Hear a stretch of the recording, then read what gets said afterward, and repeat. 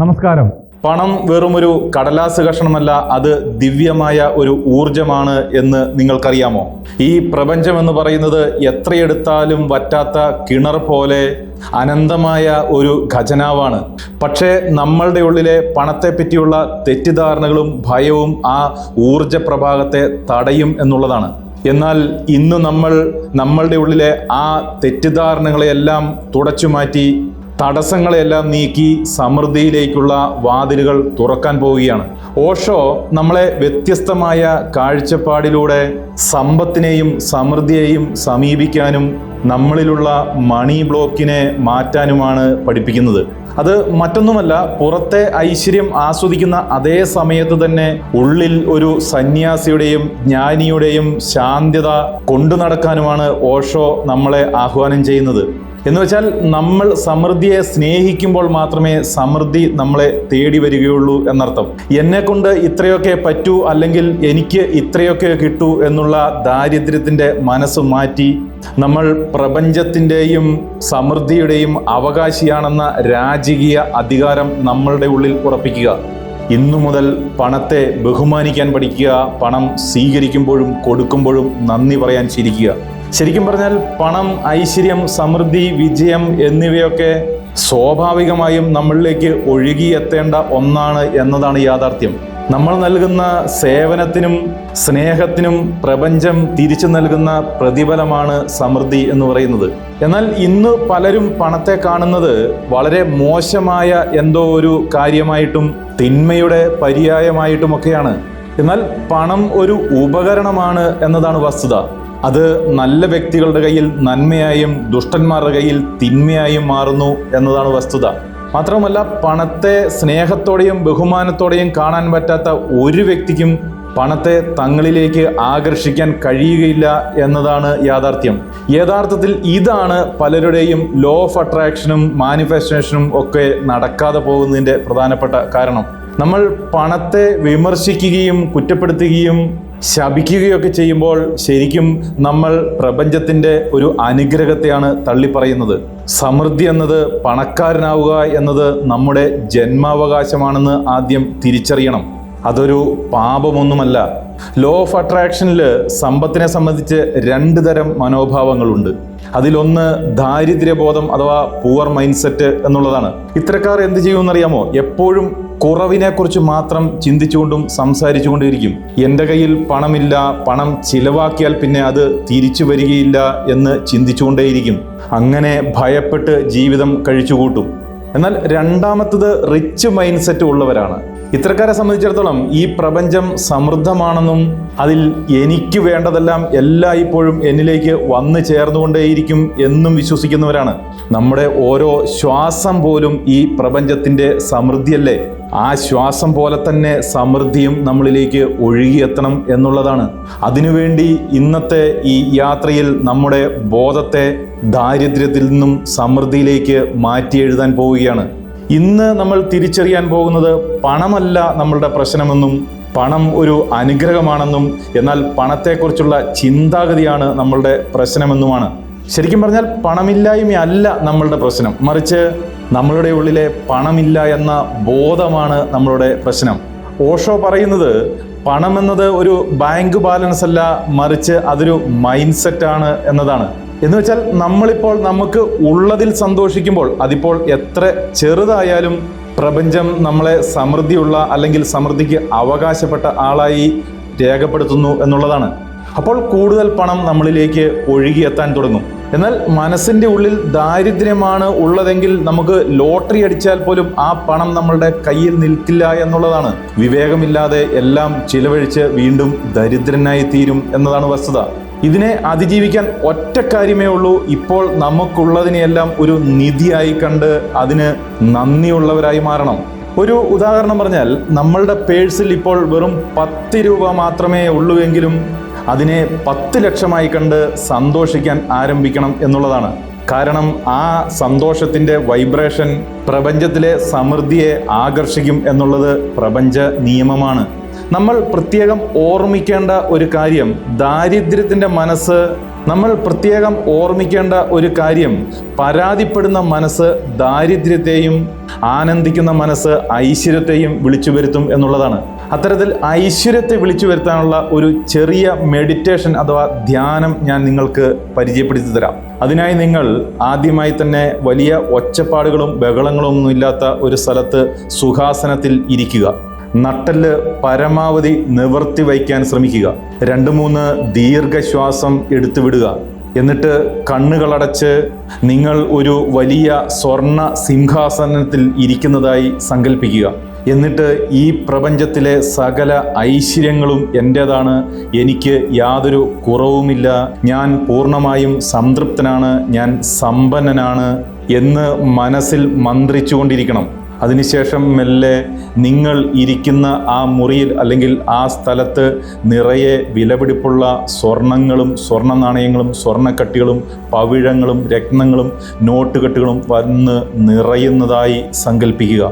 ആ മുറി മൊത്തം ഇതെല്ലാം നിറഞ്ഞതിന് ശേഷം നിങ്ങളുടെ വീടിൻ്റെ മറ്റു ഭാഗങ്ങളിലേക്ക് മറ്റു മുറികളിലേക്കെല്ലാം ആ പവിഴങ്ങളും രത്നങ്ങളും സ്വർണ്ണക്കട്ടികളും നോട്ടുകളും എല്ലാം നിറയുന്നതായിട്ട് സങ്കല്പിച്ചുകൊണ്ടേയിരിക്കുക.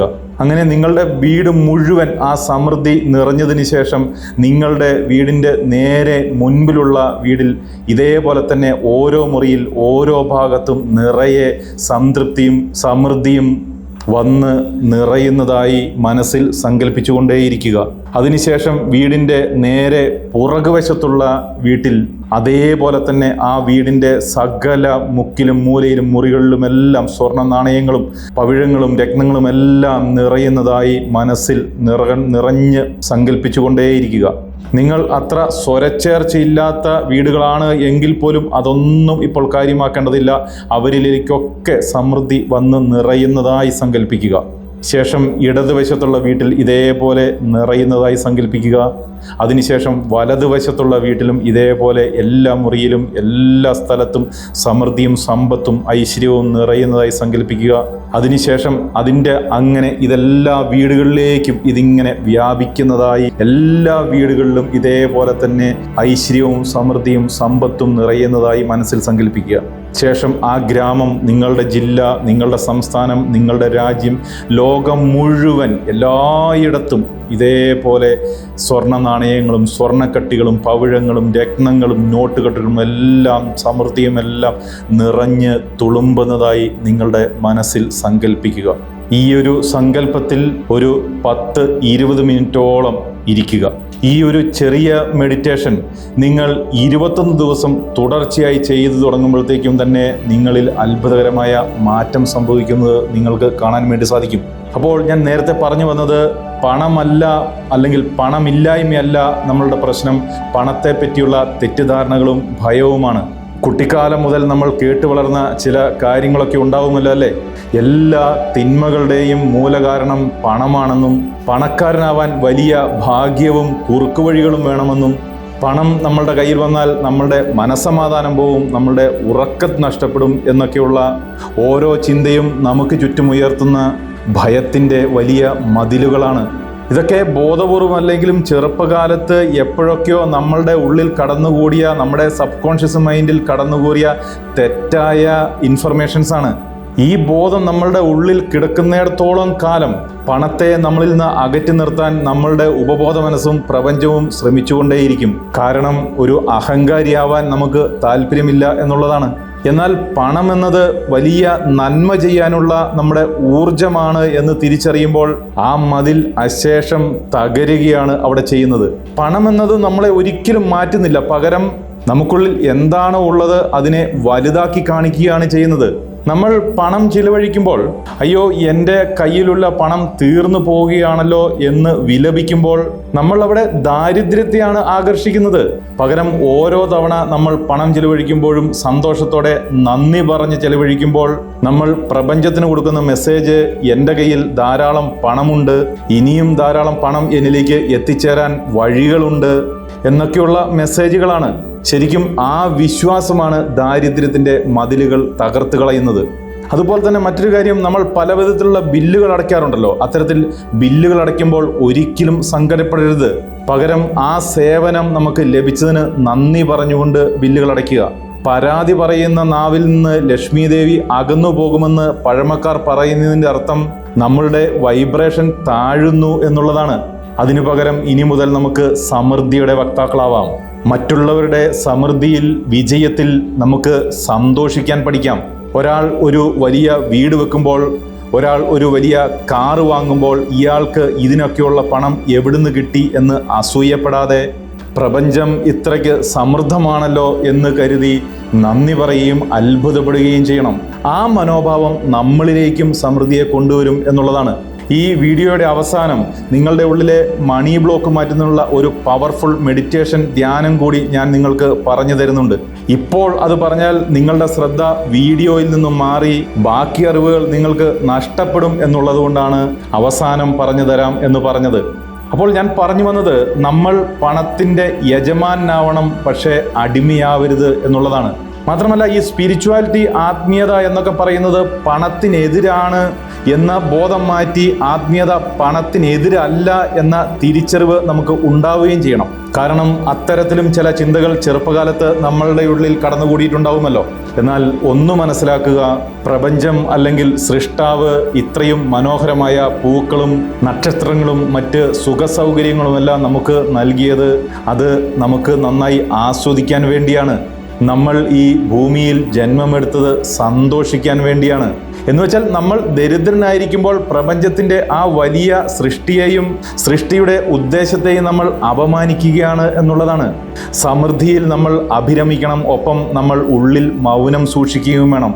ഈ സന്തുലിതാവസ്ഥ നമ്മളുടെ വൈബ്രേഷനെ ഏറ്റവും ഉയർന്ന തലത്തിലേക്ക് എത്തിക്കും എന്നുള്ളതാണ്. എന്നുവെച്ചാൽ ഈ ലോകത്തിൻ്റെ സമൃദ്ധി ഒരു സമുദ്രം പോലെയാണ്.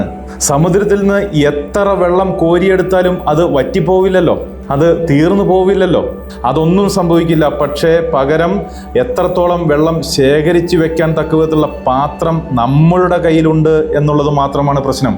ഇത് തിരിച്ചറിഞ്ഞാൽ പണത്തെ പറ്റിയുള്ള നമ്മളുടെ ഭയവും കാഴ്ചപ്പാടും തെറ്റിദ്ധാരണകളും മാറും എന്നുള്ളതാണ്. അപ്പോൾ ആ ഭയം മാറ്റാനുള്ള ഞാൻ നേരത്തെ പറഞ്ഞ ആ ധ്യാനത്തെ കൂടി പറഞ്ഞു തരാം. കണ്ണുകളടച്ച് നിങ്ങൾക്ക് ഇഷ്ടമുള്ള സുഖാവസ്ഥയിൽ ഇരിക്കുക. എന്നിട്ട് 5 തവണ ദീർഘശ്വാസം എടുത്ത് പുറത്തേക്ക് വിടുക. എന്നിട്ട് നിങ്ങൾക്ക് ചുറ്റും കരിങ്കല്ലുകൾ കൊണ്ടുണ്ടാക്കിയ ഒരു മതിലിനെ സങ്കല്പിക്കുക. ആ മതിലിൽ ഭയം, ഇല്ലായ്മ, കുറ്റബോധം, പേടി എന്നൊക്കെ എഴുതിയിട്ടുണ്ട്. അത് 2-3 ആവർത്തി വായിക്കുക. ശേഷം ശാന്തമായി സാവധാനത്തിൽ നിങ്ങൾക്കുള്ളിലെ ബോധത്തിൻ്റെ വെളിച്ചത്തിൽ ആ മതിൽ തകർന്നു വീഴുന്നതായി സങ്കല്പിക്കുക. നന്നായി ഫീൽ ചെയ്ത് മനസ്സിൽ ആ കാഴ്ച കാണുക. ഓരോ കല്ലുകളും തകർന്ന് തരിപ്പണമായി താഴെ വീഴുന്നത് ഫീൽ ചെയ്ത് കാണുക. അപ്പോൾ ആ മതിലുകൾക്കപ്പുറത്ത് അനന്തമായ സ്വർണ്ണ നിറത്തിലുള്ള പ്രകാശത്തെ നിങ്ങൾക്കിപ്പോൾ കാണാൻ കഴിയുന്നുണ്ട്. ഇനി നിങ്ങൾ ആ പ്രകാശത്തിലേക്ക് മെല്ലെ മെല്ലെ നടന്ന് കയറുകയാണ്. അങ്ങനെ മെല്ലെ മെല്ലെ നിങ്ങൾ ഉള്ളിലേക്ക് കയറുന്തോറും അവിടെ നിറയെ സ്വർണ്ണ നാണയങ്ങളും സ്വർണ്ണക്കട്ടികളും വില കൂടിയ മിന്നിത്തിളങ്ങുന്ന പവിഴങ്ങളും രത്നങ്ങളുമെല്ലാം കൂട്ടിയിട്ടിരിക്കുന്നത് നിങ്ങൾക്ക് കാണാൻ കഴിയുന്നുണ്ട്. നിങ്ങൾക്ക് ചുറ്റിലും സ്വർണ്ണ നിറത്തിലുള്ള സ്വർണ്ണ രശ്മികൾ മാത്രം. ഇനി മനസ്സിൽ ഞാൻ സ്വതന്ത്രനാണ്, ഞാൻ സമൃദ്ധിയുള്ളവനാണ്, ഞാൻ സമ്പന്നനാണ്, ഞാൻ ഭാഗ്യവാനാണ് എന്നിങ്ങനെ ഉള്ളിൽ ഉരുവിട്ടുകൊണ്ട് മന്ത്രിച്ചുകൊണ്ട് 10 മിനിറ്റോളം അങ്ങനെ തന്നെ ഇരിക്കുക. ഈ ഒരു മെഡിറ്റേഷനും നിങ്ങൾ സ്ഥിരമായി ചെയ്ത് ശീലിക്കുക. ഏറ്റവും കുറഞ്ഞത് 21 ദിവസം കൊണ്ട് തന്നെ നിങ്ങളുടെ ജീവിതത്തിൽ വലിയ മാറ്റങ്ങൾ വന്നു തുടങ്ങും എന്നുള്ളതാണ്. അതിന് കാരണം മറ്റൊന്നുമല്ല, നിങ്ങളുടെ ഉള്ളിലെ പണത്തെപ്പറ്റി ഉണ്ടായിരുന്ന ഭയവും തെറ്റിദ്ധാരണകളും കുറ്റബോധങ്ങളുമൊക്കെയാണ് ആ കരിങ്കല്ലുകളുടെ രൂപത്തിൽ, മതിലുകളുടെ രൂപത്തിലുണ്ടായിരുന്നത്. അതെല്ലാം ഇടിഞ്ഞ് പൊളിഞ്ഞു വീണ് പകരം നിങ്ങൾ പ്രവേശിച്ചത് വിശാലമായ സമ്പത്തിൻ്റെയും സമൃദ്ധിയുടെയും പണത്തിൻ്റെയും ലോകത്തേക്കാണ്. ആ കാഴ്ച നിങ്ങളുടെ ന്യൂറോൺസിൽ വലിയ മാറ്റങ്ങൾ വരുത്തും, ഓരോ കോശങ്ങളിലും പുതിയ ഉന്മേഷം നിറയ്ക്കും എന്നുള്ളതാണ്.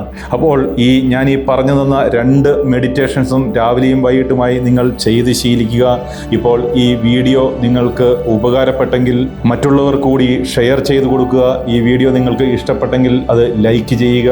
നിങ്ങൾക്ക് പറഞ്ഞു തന്ന ധ്യാനത്തിൻ്റെ റിസൾട്ടും ഈ വീഡിയോയെ പറ്റിയുള്ള അഭിപ്രായങ്ങളും ദയവ് ചെയ്ത് നിങ്ങൾ കമൻറ്റ് ബോക്സിൽ രേഖപ്പെടുത്തി ഇതുപോലെയുള്ള അറിവുകൾ വീണ്ടും ലഭിക്കുന്നതിന് വേണ്ടി ഈ ചാനൽ സബ്സ്ക്രൈബ് ചെയ്യാത്തവരാണെങ്കിൽ ദയവ് ചെയ്ത് സബ്സ്ക്രൈബ് ചെയ്യുക. അപ്പോൾ മറ്റൊരു വീഡിയോയുമായി വീണ്ടും കാണും വരെ നന്ദി, നമസ്കാരം.